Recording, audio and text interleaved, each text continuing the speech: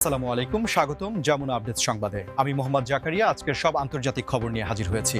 শুরুতেই জানিয়ে দিব সংবাদ শিরোনাম, তারপর বিস্তারিত। ইরান যুদ্ধ ও সংলাপ উভয়ের জন্য প্রস্তুত, কোনোভাবেই চাপ স্বীকার করবে না পররাষ্ট্রমন্ত্রী। ইসরায়েলে অ্যাপাচি হেলিকপ্টার, সৌদি আরবে ক্ষেপণাস্ত্র বিক্রি করছে যুক্তরাষ্ট্র। ওয়াশিংটন তেহরান উত্তেজনা, হরমুজ প্রণালীতে ইরানের সশস্ত্র মহড়ার ঘোষণা। যুদ্ধ এড়াতে মরিয়া সৌদি তুর্কিয়ে, সংঘাতের প্রস্তুতিতে ইরান। হঠাৎ ইরান থেকে নিজের দেশের কর্মীদের সরিয়ে নিচ্ছে রাশিয়া। আসসালামু আলাইকুম, স্বাগতম জানাচ্ছি যমুনা আপডেটস সংবাদে। আমি মোহাম্মদ জাকারিয়া। এতক্ষণ শুনছিলেন সংবাদ শিরোনাম, এবার বিস্তারিত।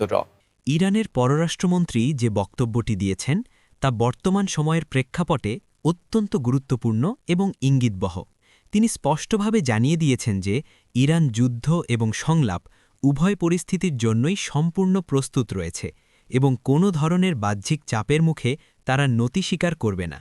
এই বক্তব্যের মধ্য দিয়ে ইরানের কূটনৈতিক অবস্থানের একটি দ্বিমুখী কৌশল ফুটে উঠেছে, যেখানে একদিকে তারা আলোচনার মাধ্যমে সমস্যা সমাধানের পথ খোলা রেখেছে, অন্যদিকে নিজেদের সামরিক ও মানসিক প্রস্তুতির কথা জানিয়ে প্রতিপক্ষকে সতর্ক বার্তাও দিয়েছে।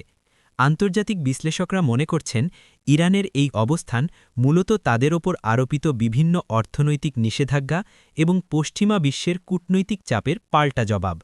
পররাষ্ট্রমন্ত্রী যখন বলেন যে তারা কোনোভাবেই চাপ স্বীকার করবেন না, তখন এটি কেবল একটি সাধারণ রাজনৈতিক বুলি নয়, বরং এটি ইরানের দীর্ঘদিনের পররাষ্ট্র নীতিরই প্রতিফলন।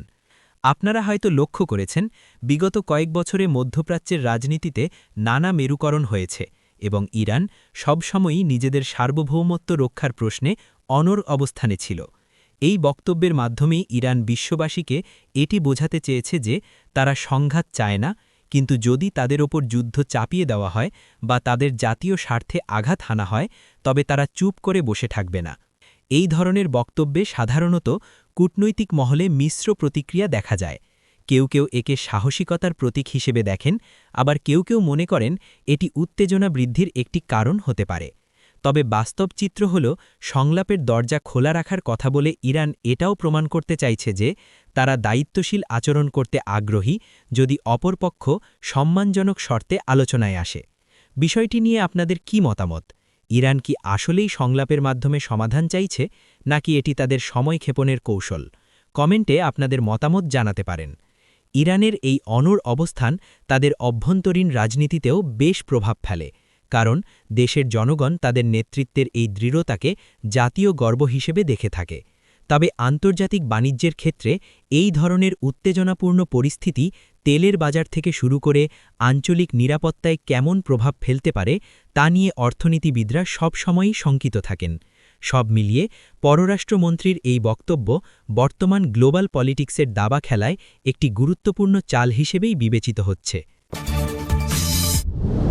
যুক্তরাষ্ট্রের পক্ষ থেকে ইসরায়েল এবং সৌদি আরবে বড় ধরনের সমরাস্ত্র বিক্রির যে খবরটি এসেছে, তা মধ্যপ্রাচ্যের শক্তির ভারসাম্য বা ব্যালেন্স অফ পাওয়ারের সমীকরণে নতুন মাত্রা যোগ করেছে। পেন্টাগন নিশ্চিত করেছে যে তারা ইসরায়েলের কাছে অ্যাপাচি হেলিকপ্টার এবং সৌদি আরবের কাছে অত্যাধুনিক ক্ষেপণাস্ত্র ব্যবস্থা বিক্রি করার সিদ্ধান্ত নিয়েছে। অ্যাপাচি হেলিকপ্টার বিশ্বজুড়ে তার নিখুঁত লক্ষ্যভেদ এবং ধ্বংসক্ষমতার জন্য পরিচিত, যা যে কোনো সামরিক অভিযানের মোড় ঘুরিয়ে নিতে সক্ষম। ইসরায়েলকে এই হেলিকপ্টার সরবরাহের অর্থ হল তাদের আকাশপথে নজরদারি এবং তাৎক্ষণিক আক্রমণের সক্ষমতা বহুগুণে বৃদ্ধি করা। অন্যদিকে সৌদি আরবের কাছে ক্ষেপণাস্ত্র বিক্রির বিষয়টি তাদের আকাশ প্রতিরক্ষা ব্যবস্থাকে শক্তিশালী করার একটি অংশ। সৌদি আরব গত কয়েক বছর ধরে তাদের সীমান্তে এবং তেল স্থাপনাগুলোতে বিভিন্ন ধরনের ড্রোন এবং মিসাইল হামলার ঝুঁকির মুখে পড়েছে। তাই যুক্তরাষ্ট্রের কাছ থেকে এই ডিফেন্স সিস্টেম কেনা তাদের জাতীয় নিরাপত্তার জন্য অপরিহার্য হয়ে দাঁড়িয়েছিল। এই অস্ত্র বিক্রির ঘটনাটি এমন এক সময়ে ঘটছে যখন পুরো অঞ্চল জুড়ে এক ধরনের থমথমে পরিস্থিতি বিরাজ করছে। যুক্তরাষ্ট্রের এই পদক্ষেপকে অনেকেই তাদের দীর্ঘদিনের মিত্রদের প্রতি সমর্থন পুনর্ব্যক্ত করার কৌশল হিসেবে দেখছেন। তবে এই অস্ত্র বিক্রির ফলে পার্শ্ববর্তী দেশগুলো, বিশেষ করে যারা যুক্তরাষ্ট্রের মিত্র নয়, তারা বিষয়টিকে কিভাবে দেখছে সেটিও ভাববার বিষয়। অস্ত্র প্রতিযোগিতার এই ইঁদুর দৌড় কি শেষ পর্যন্ত শান্তির দিকে নিয়ে যাবে নাকি সংঘাতের ঝুঁকি আরও বাড়িয়ে দেবে তা নিয়ে নিরাপত্তা বিশ্লেষকদের মধ্যে মতভেদ রয়েছে। আপনারা যারা নিয়মিত আন্তর্জাতিক খবর রাখেন তারা জানেন যে অস্ত্র ব্যবসার সাথে অর্থনীতির একটি বিশাল যোগসূত্র রয়েছে। যুক্তরাষ্ট্রের ডিফেন্স কন্ট্রাক্টরদের জন্য এটি বিশাল একটি ডিল যা তাদের অর্থনীতিতে বড় ভূমিকা রাখে। কিন্তু সাধারণ মানুষের মনে প্রশ্ন জাগতেই পারে, কোটি কোটি ডলারের এই মারণাস্ত্র কি আসলেই অঞ্চলের স্থিতিশীলতা নিশ্চিত করবে নাকি এটি ভবিষ্যতে আরও বড় কোনো সংঘাতের প্রস্তুতি। ইসরায়েল এবং সৌদি আরব উভয়েই যুক্তরাষ্ট্রের স্ট্র্যাটেজিক পার্টনার, তাই তাদের শক্তিশালী করা ওয়াশিংটনের পররাষ্ট্রনীতির একটি অবিচ্ছেদ্য অংশ। দর্শক, এই অস্ত্র বিক্রির ফলে মধ্যপ্রাচ্যের রাজনীতিতে কী পরিবর্তন আসতে পারে বলে আপনারা মনে করেন? ভিডিওটিতে একটি লাইক দিয়ে আমাদের সাথেই থাকুন, কারণ আমরা আরও গভীর বিশ্লেষণে যাচ্ছি। ওয়াশিংটন এবং তেহরানের মধ্যে উত্তেজনা যখন তুঙ্গে, ঠিক তখনই হরমুজ প্রণালীতে ইরানের সশস্ত্র মহড়ার ঘোষণা পুরো বিশ্বের মনোযোগ আকর্ষণ করেছে। হরমুজ প্রণালী হল বিশ্বের অন্যতম গুরুত্বপূর্ণ তেলের রুট, যার মাধ্যমে বিশ্ববাজারে বিপুল পরিমাণ জ্বালানি তেল সরবরাহ করা হয়। এই সরু জলপথ দিয়ে প্রতিদিন কোটি কোটি ব্যারেল তেল পারাপার হয়।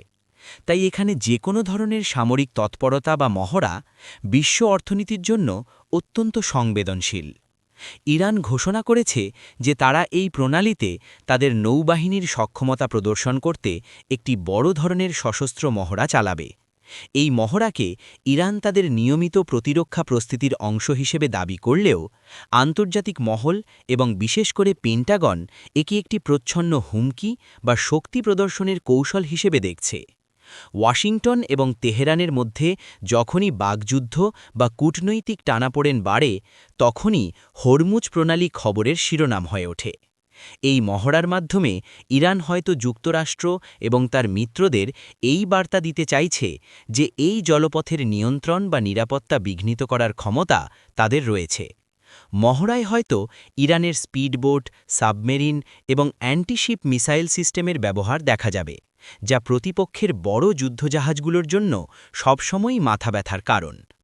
এই ধরনের সামরিক মহড়া বা ওয়ার গেমস সাধারণত দুটি উদ্দেশ্যে করা হয়। প্রথমত, নিজেদের সৈন্যদের যুদ্ধের জন্য প্রস্তুত রাখা, এবং দ্বিতীয়ত, শত্রুপক্ষকে নিজেদের সক্ষমতা সম্পর্কে ধারণা দেওয়া। তবে এই মহড়ার সময় কোনো অনাকাঙ্ক্ষিত ঘটনা বা মিসক্যালকুলেশন যাতে বড় কোনো সংঘাতে রূপ না নেয়, সেদিকে সবার সজাগ দৃষ্টি থাকে। তেলের বাজারে এর তাৎক্ষণিক প্রভাব পড়তে পারে, কারণ সরবরাহে বিঘ্ন ঘটার সামান্যতম আশঙ্কায় তেলের দাম বেড়ে যাওয়ার ইতিহাস রয়েছে। সাধারণ মানুষ হিসেবে আমাদের মনে হতেই পারে, সাগরের বুকে এই মহড়া আমাদের দৈনন্দিন জীবনে কী প্রভাব ফেলবে। উত্তর হল, জ্বালানি তেলের দাম বাড়লে তার প্রভাব সরাসরি আমাদের পরিবহন খরচ এবং নিত্যপণ্যের ওপর পড়ে। সৌদি আরব এবং তুরস্কের কূটনৈতিক তৎপরতায়, যেখানে তারা যুদ্ধ এড়াতে মরিয়া হয়ে চেষ্টা চালিয়ে যাচ্ছে, অথচ ঠিক উল্টো দিকে ইরান নিচ্ছে সংঘাতের প্রস্তুতি। মধ্যপ্রাচ্যের রাজনীতিতে সৌদি আরব এবং তুরস্ক দুটি অত্যন্ত প্রভাবশালী দেশ। সাম্প্রতিক সময়ে সৌদি আরব তাদের ভিশন 2030 বাস্তবায়নে অর্থনৈতিক উন্নয়নের দিকে বেশি মনোযোগ দিচ্ছে, যার জন্য প্রয়োজন দীর্ঘমেয়াদী শান্তি ও স্থিতিশীলতা। তাই রিয়াদ চাইছে আলোচনার মাধ্যমে প্রতিবেশীদের সাথে সুসম্পর্ক বজায় রাখতে এবং যে কোনো মূল্যে যুদ্ধ এড়িয়ে চলতে। তুরস্ক আঞ্চলিক মধ্যস্থতাকারী হিসেবে নিজেদের অবস্থান শক্ত করতে চাইছে, এবং তারা জানে যে প্রতিবেশী দেশগুলোতে আগুন লাগলে তার আঁচ তাদের গায়েও লাগবে। কিন্তু বিপরীতে ইরানের সংঘাতের প্রস্তুতি বা ডিফেন্সিভ মোড পরিস্থিতিকে জটিল করে তুলছে। ইরান হয়তো মনে করছে যে তাদের পিঠ দেয়ালে ঠেকে গেছে এবং নিজেদের অস্তিত্ব রক্ষার জন্য পূর্ণ সামরিক প্রস্তুতি ছাড়া তাদের হাতে আর কোনো বিকল্প নেই। এই যে একদিকে শান্তির জন্য মরিয়া কূটনৈতিক দৌড়ঝাঁপ আর অন্যদিকে বারুদের স্তূপের উপর বসে থাকার মতো পরিস্থিতি, এটি আধুনিক ভূরাজনীতির একটি ক্লাসিক উদাহরণ। সৌদি আরব এবং তুরস্কের কূটনৈতিকরা হয়তো পর্দার আড়ালে বা ব্যাক চ্যানেল ডিপ্লোমেসির মাধ্যমে উত্তেজনা কমানোর চেষ্টা করছেন। তারা হয়তো ওয়াশিংটন এবং তেহরান উভয় পক্ষকেই সংযত হওয়ার পরামর্শ দিচ্ছেন। তবে ইরানের প্রস্তুতি দেখে মনে হচ্ছে তারা কোনো কিছুই ভাগ্যের ওপর ছেড়ে দিতে রাজি নয়। তারা তাদের মিসাইল সাইলো, ড্রোন ইউনিট এবং বর্ডার সিকিউরিটি ফোর্সকে সর্বোচ্চ সতর্কাবস্থায় রেখেছে। এই বিপরীতমুখী অবস্থানের কারণে সাধারণ মানুষের মধ্যে উদ্বেগ বাড়ছে। যুদ্ধ কখনোই কোনো সমাধান আনে না, বরং ধ্বংস আর মানবিক বিপর্যয় ডেকে আনে। এই সত্যটি সৌদি এবং তুর্কি নেতারা ভালোভাবেই বোঝেন। ইরান থেকে রাশিয়া নিজেদের দেশের কর্মীদের সরিয়ে নিচ্ছে, যা অনেক প্রশ্নের জন্ম দিয়েছে।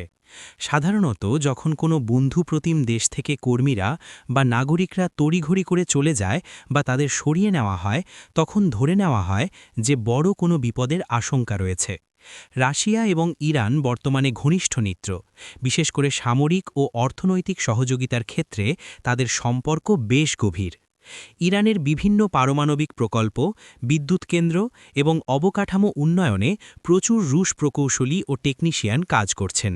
এমন পরিস্থিতিতে হঠাৎ করে কর্মীদের সরিয়ে নেওয়া বা ইভাকুয়েশন শুরু করার পেছনে কী কারণ থাকতে পারে? বিশ্লেষকরা মনে করছেন, রাশিয়া হয়তো তাদের নিজস্ব গোয়েন্দা তথ্যের ভিত্তিতে জানতে পেরেছে যে ইরানের ওপর বড় কোনো হামলা বা অভ্যন্তরীণ অস্থিতিশীলতার ঝুঁকি তৈরি হয়েছে।